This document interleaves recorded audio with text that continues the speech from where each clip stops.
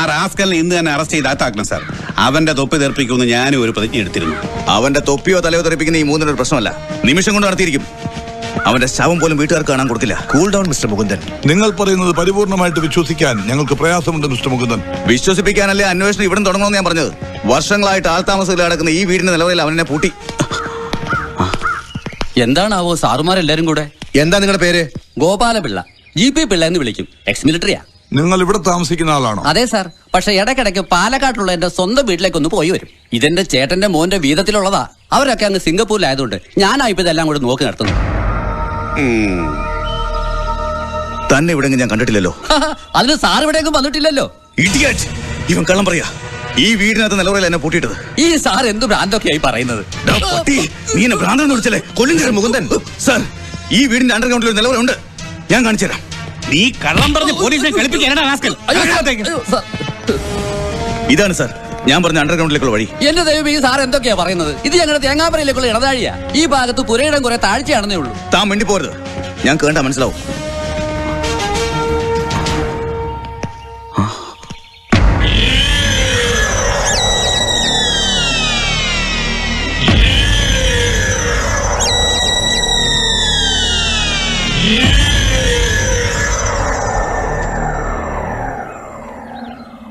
ഇത് അണ്ടർഗ്രൗണ്ട് ഒന്നും അല്ലല്ലോ മുകുന്ദ, തുറന്നിട്ടിരിക്കുന്ന ഒരു ഹാളല്ലേ? അല്ല കമ്മീഷണർ, ഇവിടെ തടിയും കഥകും പൂട്ടും ബലമുള്ള ജനലുകളുടെ അറയുണ്ടായിരുന്നു. ദേ ഇവിടെയാ ഞാൻ മാസങ്ങളോളം കിടന്നത്. ഇതൊരു അണ്ടർഗ്രൗണ്ട് റൂമാണെന്ന് അവൻ തന്നെ എന്നോട് പറഞ്ഞിട്ടുണ്ട്. ഇവിടെ എലിയും വവ്വാലും പല്ലിയും പാറ്റയും ഒക്കെ നിറഞ്ഞൊരു തടവറയായിരുന്നു. സത്യമാണ് സാർ, സത്യം. എന്നെ വിശ്വസിക്കണം, എന്നെ വിശ്വസിക്കണം.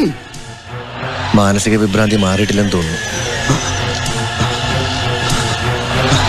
എന്താടോ തനിക്ക് ഞാൻ പറഞ്ഞ വിശ്വാസമായില്ലേ? വിശ്വാസമായില്ലേ എന്ന്? വിശ്വസിക്കണമെന്ന് ആഗ്രഹമുണ്ട് സാർ, പക്ഷേ അവനെ ആ തെണ്ടി റാസ്കൽ സഞ്ജീവിനെ ക്വസ്റ്റ്യൻ ചെയ്താൽ തത്ത പറയുമ്പോൾ എല്ലാം ഞാൻ പറയിക്കാം. ഞാൻ ഇനി എന്ത് പറയാനാണ് സാർ? മുകുന്ദൻ സാർ എനിക്കെതിരെ ഉന്നയിച്ച ആരോപണങ്ങളെല്ലാം അക്ഷരാർത്ഥത്തിൽ കള്ളമാണെന്നും വ്യക്തിവൈരാഗ്യം തീർക്കാൻ കെട്ടിച്ചമച്ച കഥയാണെന്നും കേസ് അന്വേഷണം നിങ്ങൾക്ക് എല്ലാവർക്കും ബോധ്യമായിട്ടുള്ളതാണ്. എടാ പട്ടി, എന്താ നീ പറഞ്ഞത്? നീ ആരോടാ കളിക്കുന്നറിയോ? മിസ്റ്റർ മുകുന്ദൻ മേനോൻ, നിങ്ങൾ അവിടെ ഇരിക്കൂ. സർ, ബഹുമാനപ്പെട്ട DGPയോട് എനിക്ക് പറയാനുള്ള ഒന്ന് മാത്രമാണ്. ഇവൻ കള്ളനാണ്, ഇവന്റെ തന്ത പെരും കള്ളനാണ്.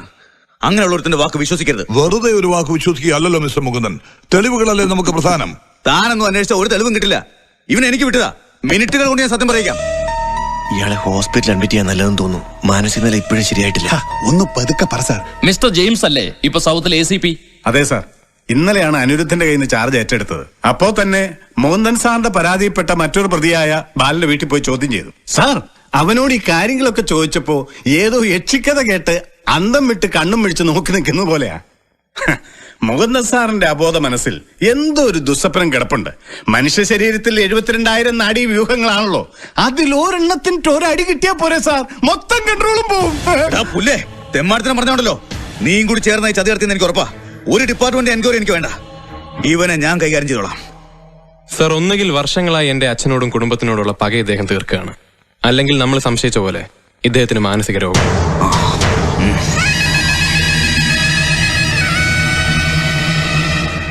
സർ, എനിക്ക് വേണ്ടി ഒരു സാക്ഷിയെ ഹാജരാക്കാൻ സാർ അനുവദിക്കണം. യെസ്, ആരാണ് അയാൾ? വിളിക്കൂ. എന്താ നിങ്ങളുടെ പേര്? എന്റെ പേര് ചന്ദ്രൻ, മംഗലാപുരത്ത് ഓട്ടോ ഡ്രൈവറാണ് സാർ. എന്താ നിങ്ങൾക്ക് പറയാനുള്ളത്? സാർ, 2 മാസം മുമ്പ് മംഗലാപുരത്ത് റെയിൽവേ സ്റ്റേഷന്റെ മുമ്പിൽ നിന്ന് എന്റെ ഓട്ടോയിൽ ഇദ്ദേഹം കയറിയിരുന്നു. Sorry sir. മുടിയും താടിയും നീട്ടി വളർത്തിയ ഇദ്ദേഹത്തെ കണ്ടപ്പോ അന്നേ എനിക്കൊരു സംശയം തോന്നിയിരുന്നു. കഴിഞ്ഞ ദിവസത്തെ പത്രത്തിൽ മുകുന്ദൻ സാറ് തിരിച്ചു വന്നതിന്റെ ന്യൂസും അന്ന് ഞാൻ കണ്ട അതേ രൂപത്തിലുള്ള ഫോട്ടോയും കണ്ടപ്പോ പെട്ടെന്ന് എന്റെ അയൽവാസിയായ സഞ്ജീവിനെ വിളിച്ച് ഞാൻ വിവരം പറയായിരുന്നു.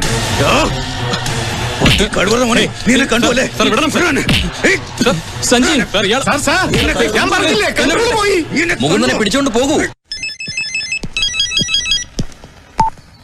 ഹലോ.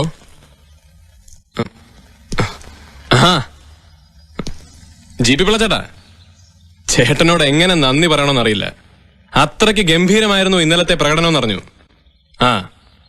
ഞാൻ ഇന്ന് തന്നെ നേരെ ഒന്ന് കാണുന്നുണ്ട്. Okay, thank you very much.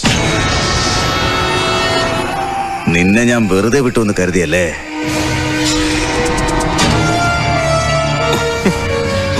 Sir, മരുന്നൊക്കെ കൃത്യമായിട്ട് കഴിക്കണം. വെറുതെ ആൾക്കാരെ കൊണ്ട് പ്രാന്തനെന്നൊന്നും വിളിക്കാൻ ഇടവരുത്തരുത്. നിന്റെ തല വെട്ടിയെടുത്ത് ഉപ്പിലിട്ട് ഞാൻ നിന്റെ കുടുംബം കത്തിച്ച് ചാമ്പലാക്കും. കൊള്ളാം, പഴയ സ്വഭാവം വിട്ടിട്ടില്ലല്ലേ? പക്ഷേ പണ്ട് നടുറോട്ടിൽ കിടന്ന് തന്റെ കയ്യിൽ നിന്ന് തല്ലു മേടിച്ച സഞ്ജീവ് അല്ലത്. തന്നെ കൊണ്ട് ഒക്കെങ്കിൽ ഒന്ന് ശ്രമിച്ചു നോക്ക്, ഞാനും അരക്കായി നോക്കാം. കൊച്ചിയിലെ ഗുണ്ടാപ്പടം മുഴുവൻ തന്റെ കയ്യിലല്ലേ? അവന്മാരെ കൊണ്ട് വേണേ തന്നെ തിരിച്ചടിപ്പിക്കും ഞാൻ. കളിക്കല്ലേ?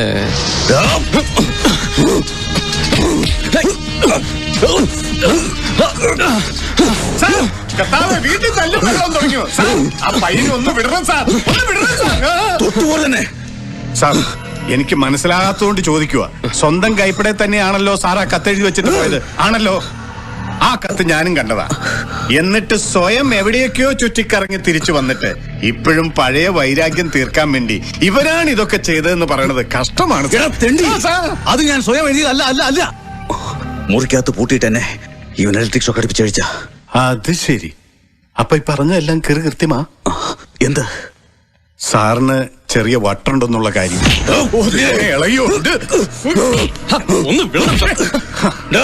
നീയൊക്കെ എണ്ണിക്കോ. ദിവസങ്ങൾക്കൊക്കെ ഇതിന്റെ ശിക്ഷ മൂന്നും തന്നിരിക്കും. അല്ലാതെ മാമ്പള്ളി മൂന്നും പേരും ജീവിച്ചിരിക്കില്ല. ഇളകി, ശരിക്കും ഇളകി. കേട്ടോ സഞ്ജീവ, മുജ്ജമ്മത്തിൽ നീ രാമനും ഇയാൾ രാവണനുമായിരുന്നിരിക്കാം, അല്ലെങ്കിൽ നീ കൃഷ്ണനും ഇയാൾ കംസനും. അല്ലാതെ നിന്നോട് ഇത്ര വൈരാഗ്യം തോന്നേണ്ട കാര്യമുണ്ടോടാ? ഉണ്ട് സർ.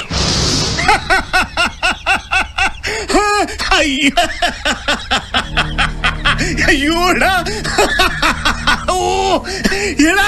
എനിക്കെന്റെ സന്തോഷം അങ്ങ് അടക്കാൻ പറ്റുന്നില്ലടാ. ആ കണ്ടാമൃഗത്തെ ഇത്രയും കാലം നീ കസ്റ്റഡിയിൽ സൂക്ഷിച്ചത്, ഓ എന്റെ മോനെ, അത്ഭുതം തന്നെ. ഇപ്പൊ നിന്നെ കണ്ടിട്ടുണ്ടല്ലോ, ഏതോ വീരനായകനെ കാണുന്ന ഒരു പ്രതീതിയാണ് എനിക്ക്. ഞാൻ വിചാരിച്ചു ഈ വിവരം കേൾക്കുമ്പോ സാറിനെ അറസ്റ്റ് ചെയ്യാനുള്ള നടപടി എടുക്കും.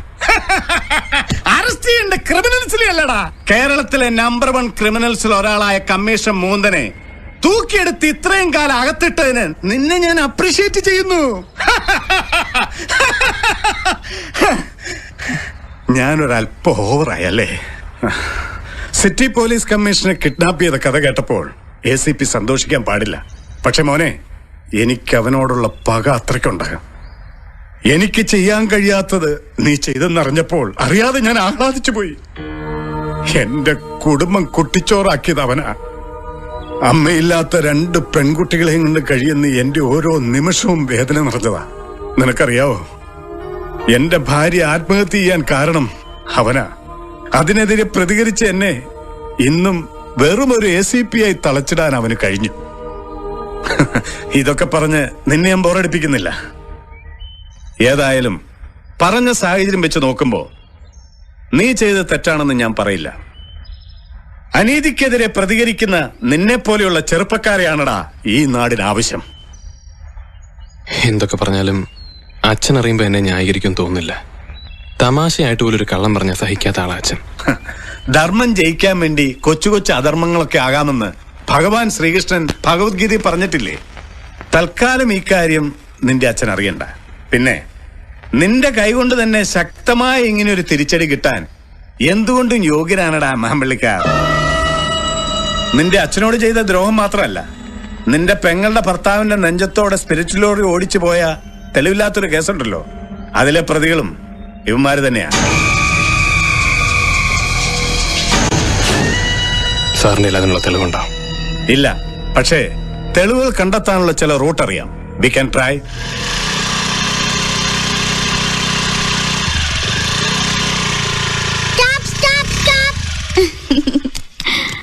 ഈ താക്കോൽ ഇപ്പഴെങ്ങും ചോദിക്കരുത് കേട്ടോ. അതെന്താ? എനിക്ക് വണ്ടി എടുക്കണ്ടേ? കുറെ നേരത്തേക്ക് വണ്ടി എടുക്കണ്ട. ഇന്ന് മുഴുവൻ ഇവിടെ എനിക്ക് അടിച്ച് പൊളിച്ച് കളിക്കണം.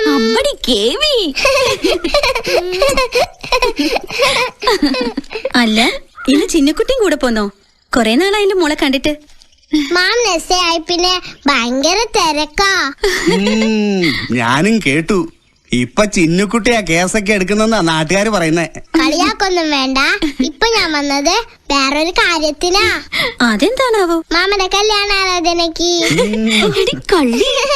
അച്ഛാ, സഞ്ജുവിന്റെ അച്ഛൻ പറഞ്ഞു ജാതകപ്പെടുത്തം നോക്കി വേഗം സമയം കുറിക്കണമെന്ന്. എന്നെയും വിളിച്ചിരുന്നു. മകൻ സബ് ഇൻസ്പെക്ടർ ആകുമ്പോ അയ്യപ്പൻ നായരുടെ മനസ്സ് മാറുമോന്നായിരുന്നു നിന്റെ അമ്മയുടെ പേടി. ഞാൻ പറഞ്ഞില്ലേടി, അയാള് സത്യവാൻ അയ്യപ്പൻ നായർ തന്നെ. ആരെതിർത്താലും സഞ്ജു ഇവളെ വിവാഹം കഴിക്കുമെന്ന് എനിക്ക് ഉറപ്പായിരുന്നു. ഞാൻ എതിർത്താ മാമൻ കല്യാണം കഴിക്കത്തില്ല. അതിനല്ലേ നിന്നെ ഞാൻ മടിയടിച്ചുകൊണ്ട് നടക്കുന്നുണ്ട്. വാ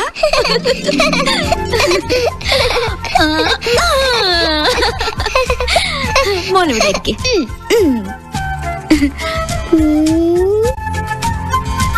കല്യാണം ആവുമ്പോഴേക്കും വീട് മുഴുവൻ പെയിന്റ് അടിച്ച് വൃത്തിയാക്കണം കേട്ടോ. പിന്നെ നിന്റെ മാമനോട് ചോദിക്കട്ടെ പെയിന്റ് അടിക്കാൻ കാശുണ്ടോന്ന്. മാമനാണോ വിളിക്കുന്നേ?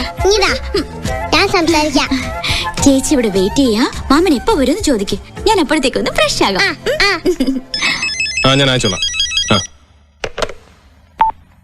എന്താ സോന? സോനല്ലേ ഇത്? ചീനയാ. ഇത് ചിന്നുകുട്ടിയാ. എപ്പോഴും വല്ല പെമ്പിള്ളാരുടെ ഓർമ്മയുള്ളൂ, എന്നെ പറ്റി ഒരു ഓർമ്മയില്ല. ആര് പറഞ്ഞു ഇല്ലെന്ന്? മാമൻ എപ്പോഴും എന്റെ ചിന്നുകുട്ടിയുടെ ഓർമ്മ മാത്രമേ ഉള്ളൂ. പിന്നെ ഇടയ്ക്കിടയ്ക്കൊന്ന് സോനെ ഓർത്തു പോകും. ഇനി എന്നെ ഓർത്താ മതി കേട്ടോ. പിന്നെ എപ്പ വരുമെന്ന് ചേച്ചി ചോദിച്ചു. ഞങ്ങളിവിടെ വെയിറ്റ് ചെയ്യാ. ഒരു അരമണിക്കൂറിനകത്ത് എത്തുമെന്ന് എന്റെ ചേച്ചിയോട് പറ. ഓക്കെ, അരമണിക്കൂറിനകം വരും. വിഷമിക്കണ്ട കേട്ടോ. Thank you Chinnukutty.